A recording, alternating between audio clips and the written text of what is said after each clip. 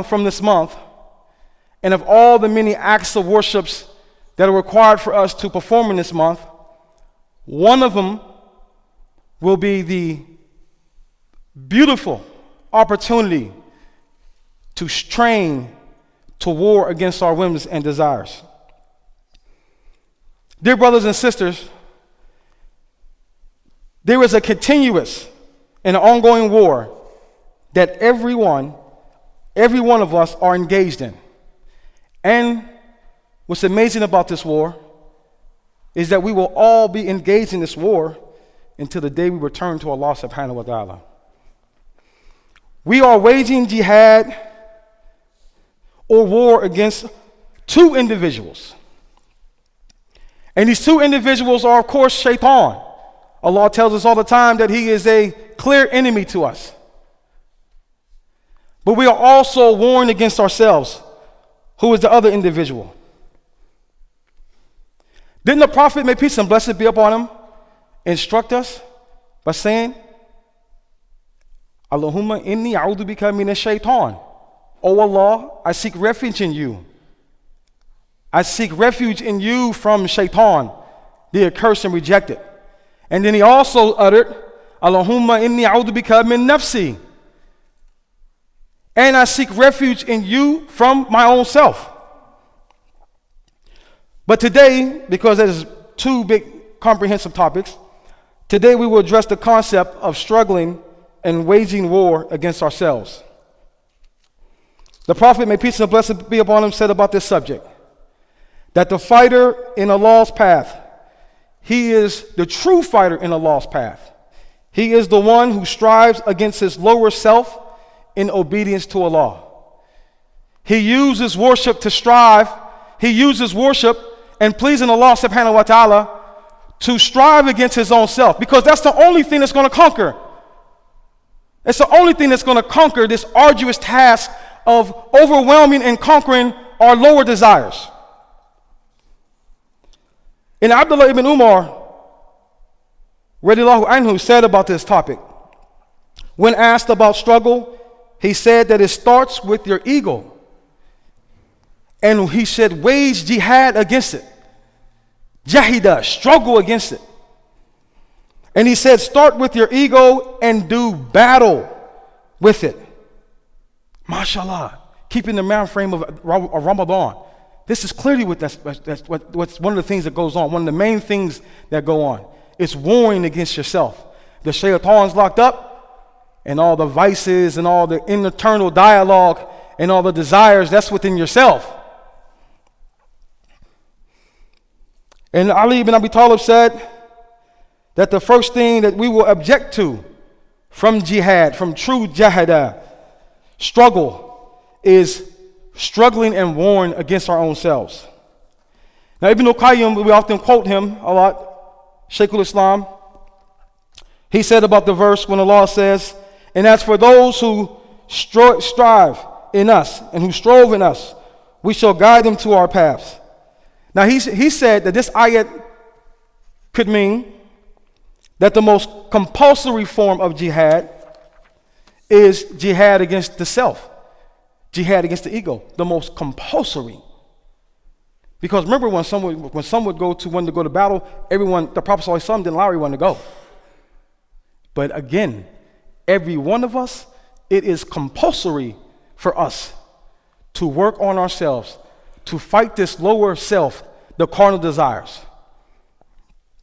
And Junaid, rahimahullah, he said that those who strive against their cardinal desires and then repent for Allah's sake, that individual shall be guided to ways of sincerity. These sayings of Allah and His Messenger and the Salaf it clearly indicates the importance of struggling against ourselves. So one of the scholars in Islam, Ibn al-Jawzi, rahimahullah, he called this, entitled this kind of struggle, he said that it is the inner jihad. Because yes, there's an external jihad, but we're talking about the inner jihad. And Ibn al-Jawzi, he advised us in great detail as to what it is and what are the punishment and rewards of engaging in this inner jihad. Ibn al-Jawzi, he says, and he has informed us in his treatise, and it was titled, The Conflict Between Reasoning and Religion versus Our Whims and Desires. To sum it up, that's what the war is. You think about it. Your reasoning and your religion, Islam, versus your whims and desires. And this is the war that is ongoing and it's not going to stop. And the two individuals who was going against us is Shaitan, who vowed that he will do it until the day we go in the grave. And then your own selves. Think of how comprehensive this is. This is serious thinking stuff. This is all internal. This is all, and it shows the hikmah. This also shows the hikmah behind that this religion is a cerebral religion. It's not all emotional. This shows the prominence of the intellect. And this also shows the hikmah behind why khamr is not allowed. And khamr is not just drinking. Khamr is anything that clouds the intellect, the consciousness. Think about it, subhanAllah. Even if you're hungry and you're going to pray, it is advised to go ahead and eat the food. Why? Because when you're in the salat, you will be thinking, the consciousness will be on the food. The consciousness is supposed to be all on Allah subhanahu wa ta'ala and worshiping Him. Even down to that. If you have to use the restroom, and sometimes we'll say, well, if you got to use the restroom and you're going to perform any other kind of act, then sometimes you will hold off it and say, well, I'll do it after I use the restroom. We do it a lot. But not with salat. Use the restroom. Because why? Because that desire inside will cloud the consciousness. This is a cerebral religion. This is why we should preserve and strengthen and nourish our intellect. This is one of the many things that the Quran does. The Quran removes all that thinking. And this is one of the reasons why if your consciousness is flooded with it, and ask yourself, judge yourself and be honest with yourself. If your mind is flooded with all kind of worldly things, do you find yourself reading and approaching the Quran? You have to come to the Quran clean and pure to get the best out of it. It's how you approach it, it determines on the benefit and the result. This is the proof of honoring and preserving the intellect. Cerebral religion. And so religion and reasoning is what we go against. And Ibn al-Qayyim said that he says, subhanAllah, he says, majority of the individuals of Allah's worshipers, we go through this war. He says, and sometimes religion and reasoning wins, and sometimes whims and desires win. He said, but we want to strive to where we live in life where religion and reasoning defeats whims and desires most of the time. If we're living a life where our whims and desires is winning and dominating us, then know we're on a very, very disappointing and dangerous path. Ibn al-Jawzi, he said that the personal struggle, he said and defined what his inner jihad consists of. He said it is the personal struggle against one's lower self and one's ego. And he also said that it is striving to overcome temptations and carnal desires and the whispers of Shaitan. He also said that it's also striving to internalize the Islamic teachings through acts of worship and devotion like prayer, fasting, dhikr, and sadaqah. And if you think about these 4 acts of worship, these is what we're going to do predominantly during the month of Ramadan. We'll be praying, we'll be fasting, we'll be doing much dhikr, and it's also recommended to do much sadaqah as possible.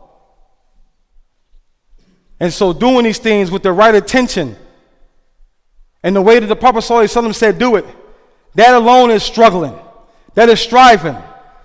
And also, it's amazing because in that month it is be considered as sharpening up those tools. Sharpening up the tools to continue the rest of the year of this inner jihad. He said that these are tools and weapons we have and we're going to need for this battle against ourselves and shaitan.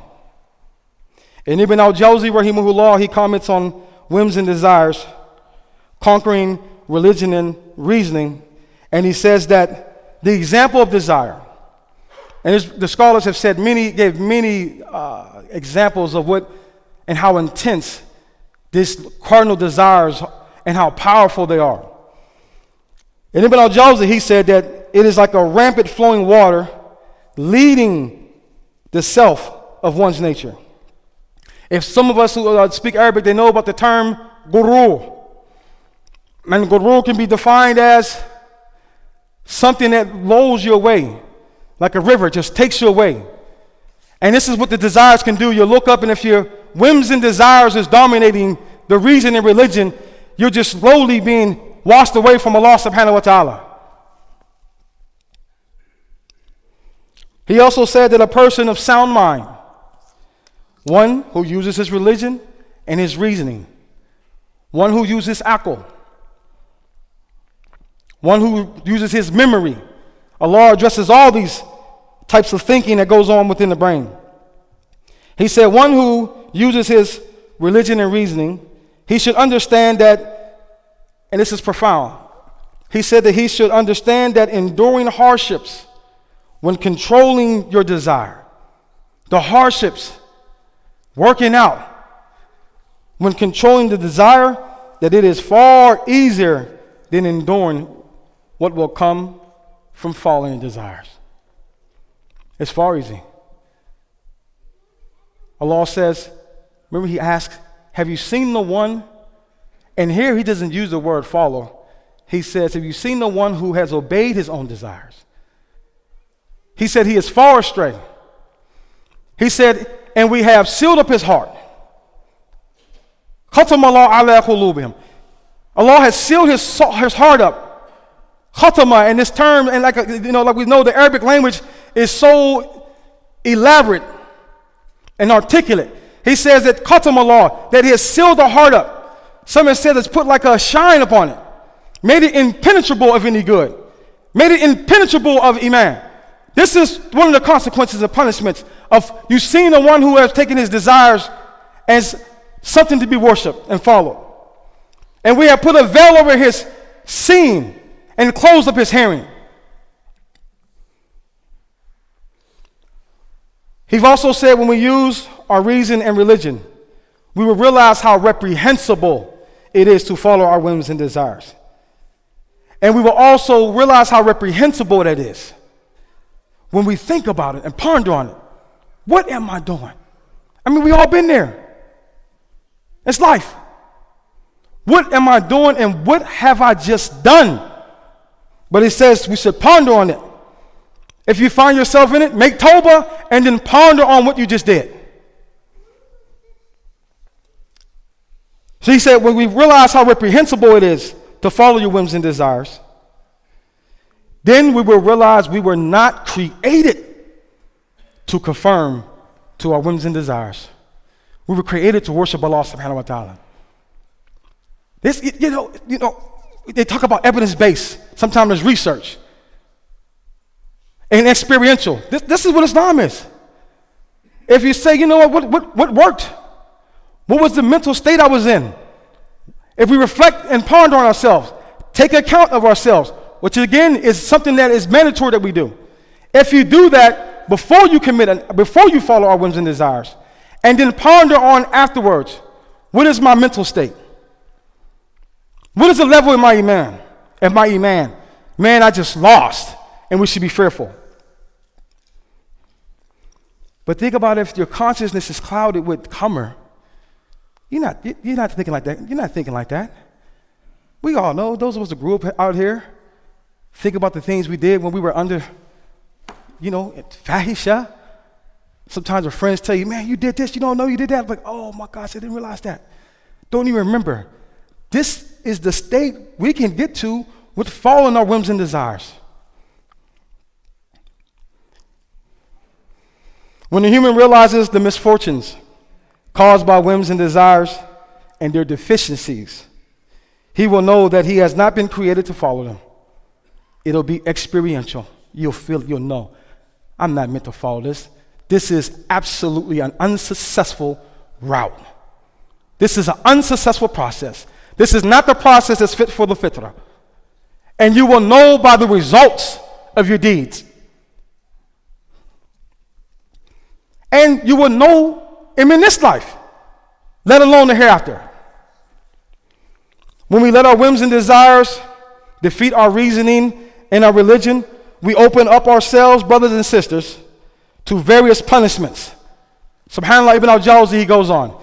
He says we open up ourselves to various punishments, such as scandalous exposure in front of people. Wow. And we know that Allah says in the Quran, excuse me,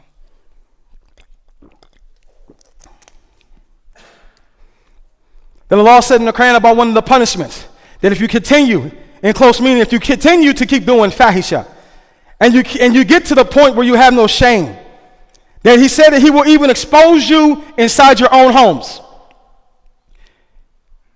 Not just expose you in front of people, this exposure, and we know that Allah's punishment is shadid. There's no limit to it. And he said that not only we will expose you, and we will expose you inside your own homes in front of the people who love you, and are supposed to look up to you, and who's supposed to follow you. This can be a consequence.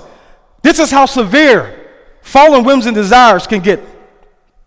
He also said that we can be vilified, and that we can also deplete our good deeds. Pound up good deeds, fallen whims and desires, depleting that over here. Again, if we ponder on that, that's not using reason in religion. That's not using our reason in our religion. Ibn al-Jawzi continues to advise us. He said that if we have to use our reason in religion to anticipate what our whims and desires is calling us to before we attain it, he said that we should examine, and like we said earlier, that we should examine the pleasure that has already passed. And then we should compare. Again, this is thinking.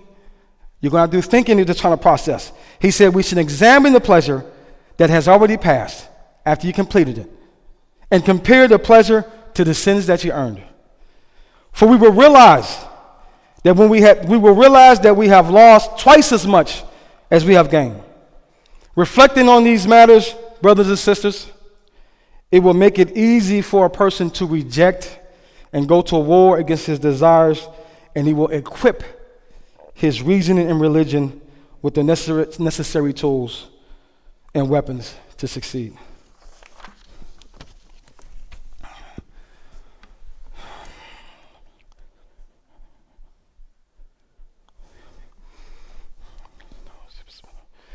Allahumma salli ala Muhammad wa ala ali Muhammad kama sallaita ala Ibrahim wa ala ali Ibrahim innaka Hamidum Majid. Allahumma barik ala Muhammad wa ala ali Muhammad kama barakta ala Ibrahim wa ala ali Ibrahim innaka Hamidum Majid. Shaykh al-Islam Ibn Qayyim said that in this battle between reason and religion versus desires and our whims, he said we have the following weapons at our disposal. Because now, let's go. It's time. We're doing it, but the khutbahs is also a reminder. A lot of us is doing it, so we're just reminding and getting charged up for the month that's approaching, so we can utilize these tools and realize the tools that we have. So Ibn Qayyim gave a list of 15. We were able to just share 5. He said one of the tools we have at our disposal for going to war against our whims and desires is that we should remember the glory and greatness of Allah and feel that He is too great to be sinned against. And who thinks of the greatness of Allah subhanahu wa ta'ala, anyone who thinks and fall in love with Allah subhanahu wa ta'ala and realize everything that He gave us, he said, we will never be at ease in committing sins. And the second, he said we should think of the blessings and favors of Allah. And he said that a decent and a noble person would never act against the one who has been treating him kindly.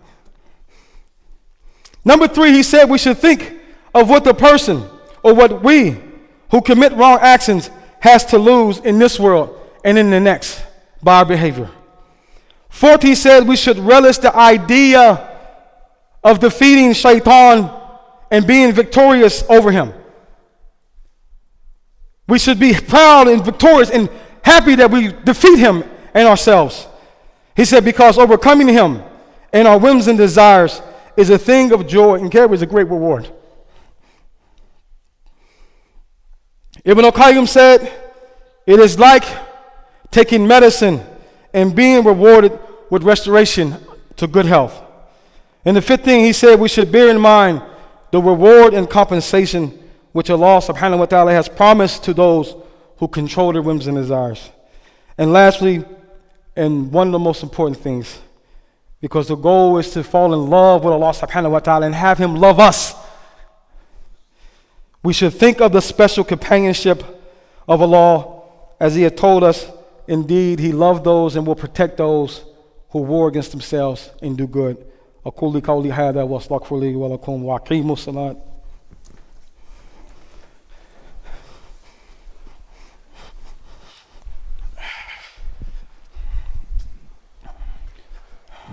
الله أكبر الله أكبر أشهد أن لا إله إلا الله أشهد أن لا إله إلا الله أشهد أن محمد رسول الله أشهد أن محمد رسول الله حي على الصلاة حي على الصلاة حي على الفلاح حي على الفلاح قد قام الصلاة قد قام الصلاة الله أكبر الله أكبر لا إله إلا الله لا إله إلا الله أشهد أن محمد رسول الله. واستووا واستقيموا. Make sure we're straight, brothers and sisters. Foot to foot, shoulder to shoulder.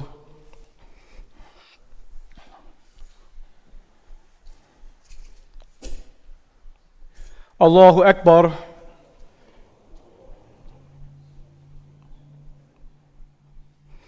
Alhamdulillahi Rabbil Alameen. Ar-Rahman Ar-Rahim. Maliki Yawmiddin. Iyyaka na'budu wa iyyaka nasta'in. Ihdina as-sirata al-mustaqim. Sirata alladhina an'amta alayhim. غير المغضوب عليهم ولا الضالين آمين. وأقيموا الصلاة وأتوا الزكاة واركعوا مع الراكعين أتأمرون الناس بالبر وتنسون أنفسكم وأنتم تتلون الكتاب أفلا تعقلون واستعينوا بالصبر والصلاة إنها لخبيرة إلى على الخاشعين. الله أكبر.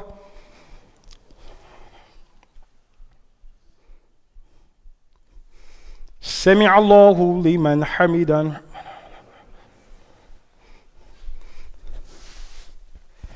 الله أكبر.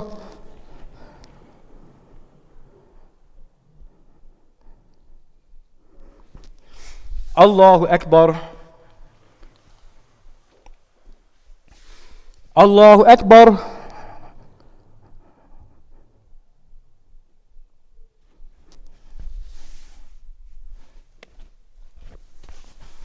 الله أكبر.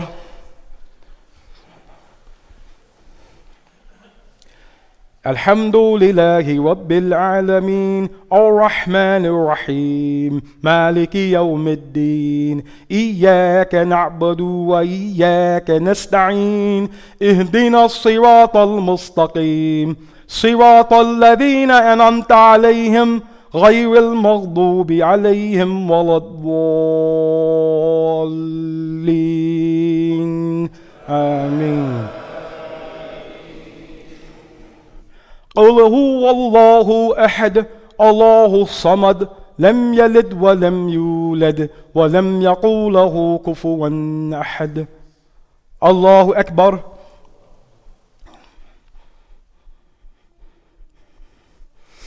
سمع الله لمن حمده.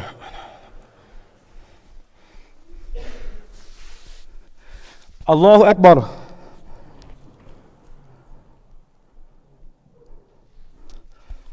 الله أكبر. الله أكبر.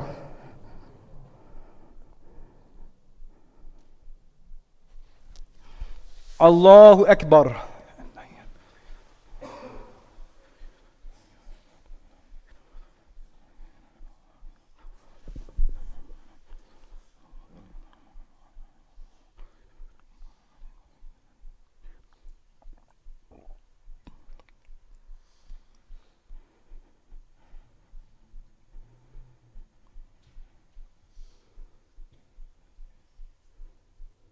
Assalamu alaikum wa rahmatullah. Assalamu alaikum wa rahmatullah.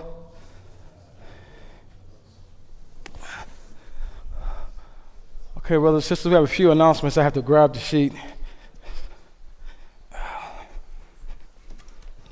I know upcoming next Friday, we'll announce the times again, but we'll have the FBI, one of the directors of the FBI, he'll be coming and giving us a presentation on what constitutes a hate crime. He came and gave us a presentation, me, Imam Fatin, and Dr. Aslam, and we said, well, the community had to be informed by this, and we asked him, will he do a presentation to our community, and he agreed. So they'll be here next Friday. I believe it'll be after 6 o'clock. Also for the school, we're going to have a picnic. We're completing, I think, actually coming up on our first year of the Sunday school. We're going to have a picnic. We'll meet here at 9:30. It'll be on the 30th, and it'll be at Tallulah Springs, Floyd Lamb State Park. We'll give remind everyone again next week. And brother will be passing on flyers for some fundraisers that's going on this weekend. So he'll meet you at the door. And again, always, please do your sadaqah to the masjid. Assalamu alaikum wa rahmatullah.